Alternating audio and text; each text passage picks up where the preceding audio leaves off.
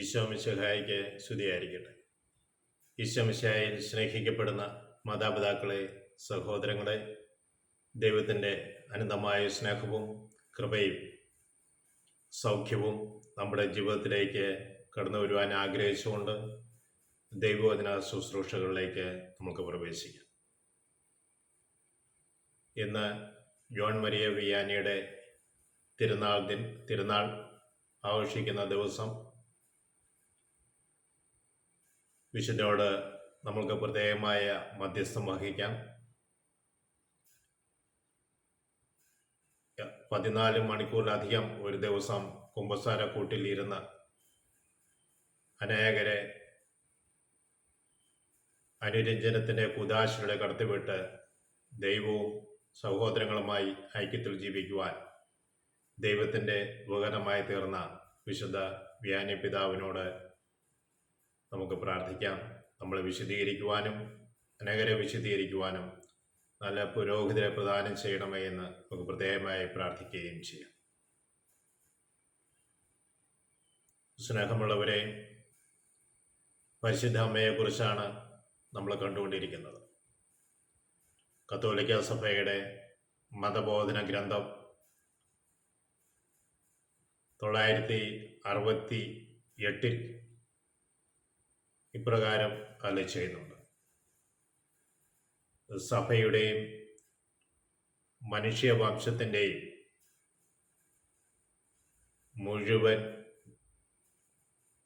സഭയെയും മനുഷ്യവംശത്തെയും സംബന്ധിച്ചിടത്തോളവും പരിശുദ്ധ അമ്മയുടെ ദൗത്യം അല്ലെങ്കിൽ ധർമ്മം വളരെ വലുതാണ്. ആത്മാക്കൾക്ക് നവ്യമായ ജീവൻ അല്ലെങ്കിൽ അസാധാരണമായ രീതിയിൽ ജീവൻ നൽകുവാൻ വേണ്ടി ജോലി ചെയ്യുന്ന രക്ഷകനോട് പൂർണ്ണമായും സഹകരിക്കും നമ്മൾ കാണുന്നുണ്ട്. എപ്രകാരമാണ് സഹകരിക്കുന്നത്? അവളുടെ വിശ്വാസം, ശരണം, തീക്ഷ്ണമായ അല്ലെങ്കിൽ ജ്വലിക്കുന്ന സ്നേഹം, അനുസരണം എന്നിവയിലൂടെ തൻ്റെ തിരുക്കുമാരൻ്റെ പ്രവർത്തനത്തിനോട് ചേർന്ന് അവൾ തൻ്റെ ജീവിതം കാഴ്ചവെക്കുകയാണ്. അതുകൊണ്ട് തിരുസഭ നമ്മോട് പറയുന്നത് കൃപാവരത്തിൻ്റെ ക്രമത്തിൽ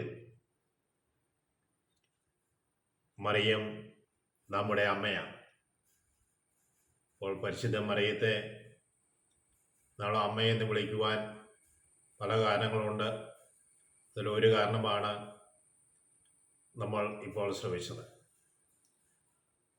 അമ്മയെപ്പോലെ ആഴമായ വിശ്വാസത്തിലും ശരണത്തിലും ജ്വലിക്കുന്ന സ്നേഹത്തിലും അനുസരണയിലും ജീവിക്കുവാൻ നാഥ ഞങ്ങൾക്ക് ഇടവരുത്തണമേ. പരിശുദ്ധ അമ്മയെ ഞങ്ങൾക്ക് വേണ്ടി പ്രത്യേകമായി മധ്യസ്ഥം വഹിക്കണമെന്ന് പ്രാർത്ഥിക്കാം. ശ്രമിച്ചുകൊണ്ടിരിക്കുന്ന എല്ലാ മക്കൾക്കും അമ്മയുടെ സ്വഭാവം ലഭിക്കാൻ ഇടവരുത്തട്ടെ എന്ന് ഞങ്ങൾ പ്രാർത്ഥിക്കുന്നു. പിതാവിനും പുത്രനും പരിശുദ്ധാത്മാവിനും സ്തുതി. ഈശോ മിശിഹായിക്ക് സ്തുതിയായിരിക്കട്ടെ.